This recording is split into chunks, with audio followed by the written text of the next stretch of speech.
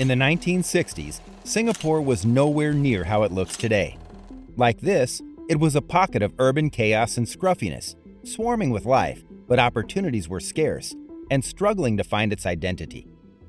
You see, it was abysmally poor, with a per capita income of barely $500 like other underdeveloped countries.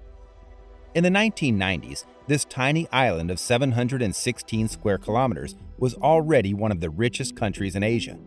Today, its GDP per capita at over $80,000 is higher than the United States, one of the greatest success stories in history, which still amazes economists, anthropologists, and political scientists. However, the reality is not as rosy as it seems, because Singapore's economic miracle came at a cost to its own people.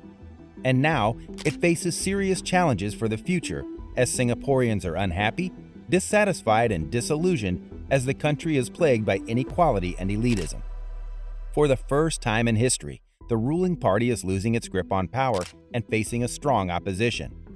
With a shrinking and aging population, a stagnant economy, and a rising threat from China, its social stability and economic model is under threat. So how did Singapore get here?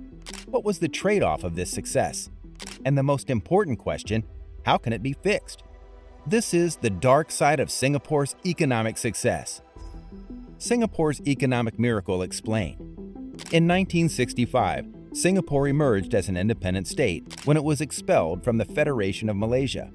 Soon, it found itself in a difficult situation, without the army and support, between conflicting Indonesia and Malaysia, with poverty, infrastructure, unemployment, socioeconomic problems, etc. The new nation had no basic resources to survive like food, energy, and water. The situation was so bad that the country had to take supplies of drinking water from its former, unfriendly Malaysia. The starting point of the country's development began when Lee Kuan Yew, a Chinese by birth, came to power.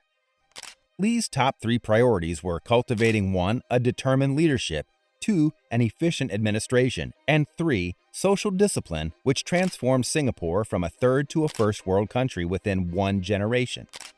The first was to leapfrog the region and link up directly with the developed world, America, Europe, and Japan, and attract their manufacturers to produce in Singapore. But the question remained, how to entice investors and industrialists to set up shop in Singapore when there were so many other attractive options around? Lee and his ministers did the thing according to old rules, pitching. Singapore officials regularly traveled to the U.S. to plead their case with business executives. Every 40 or so visits made by a Singaporean delegation to the U.S. resulted in just 1 U.S. trip to Singapore in return. The pitch was compelling. American businesses loved the fact that Singapore was asking for investment, not charity.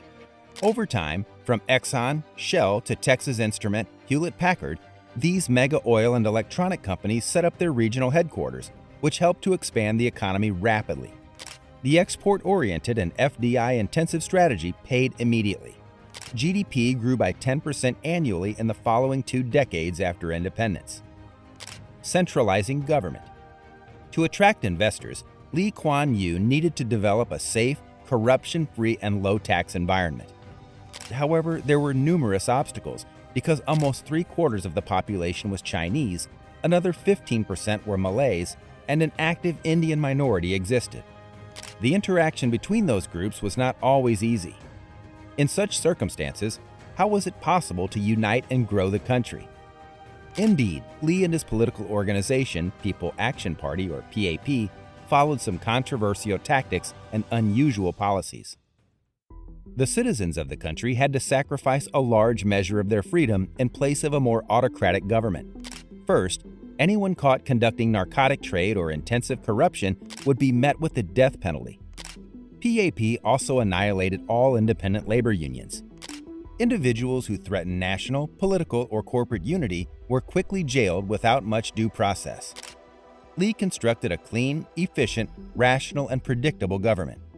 Singapore was highly stable in comparison to its neighbors, whose political and economic climates were uncertain. Singapore became an ideal place for foreigners to manufacture goods. Culture of meritocracy. However, reassuring domestic security and safety are just one part, since foreign investment brought high-valued employment the full potential of its people was a must for economic stability.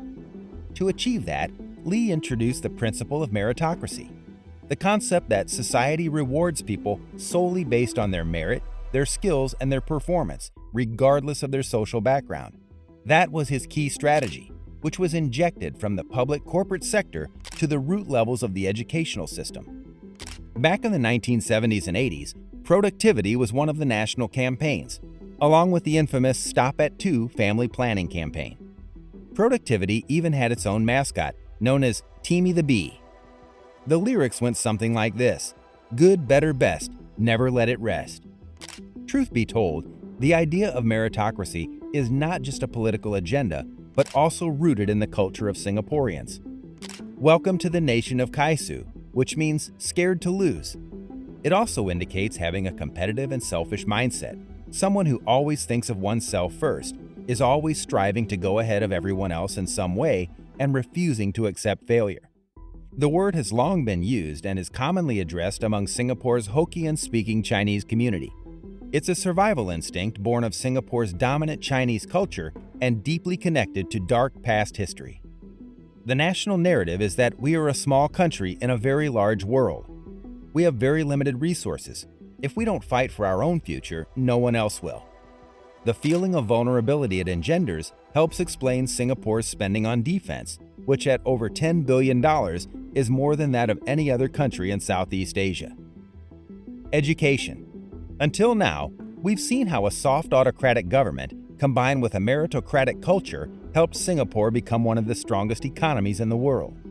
But these methods are also damaging the well-being of people. Let's start with the education system in Singapore. Despite being one of the top countries in the world for quality education, it is also regarded as one of the most stressful.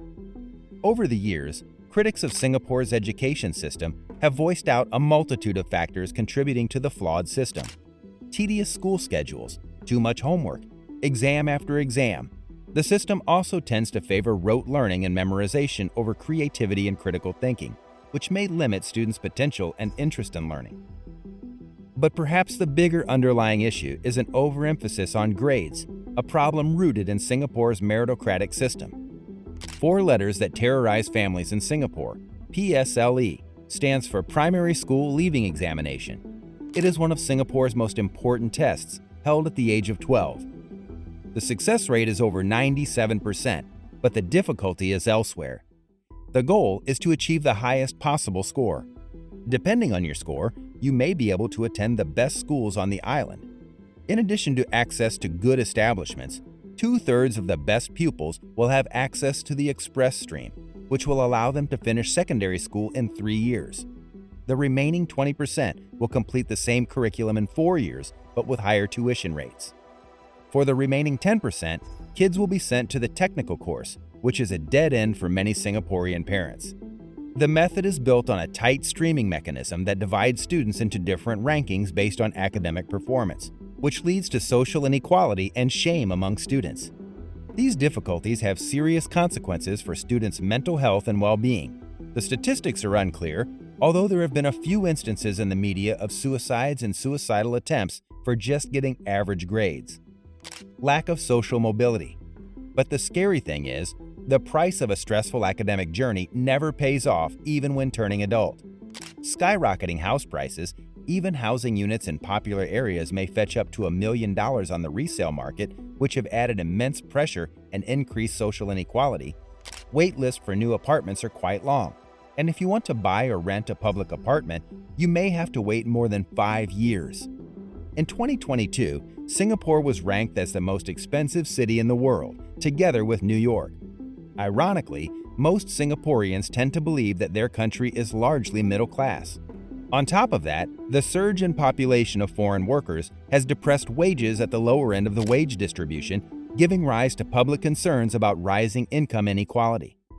In a recent study, Singapore ranked 149 out of 157 countries in an index that measures efforts to tackle the gap between the rich and poor.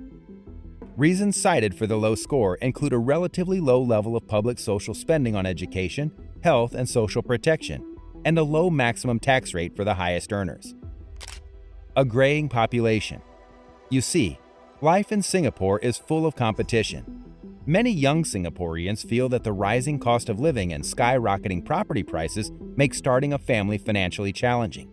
One of the main reasons why the country with just over 5 million people has the lowest fertility rate in the world, even lower than Japan. The issue lies in dual-income parents, meaning both parents working. Also makes having babies a big consideration, not to mention the parenting part, too tired.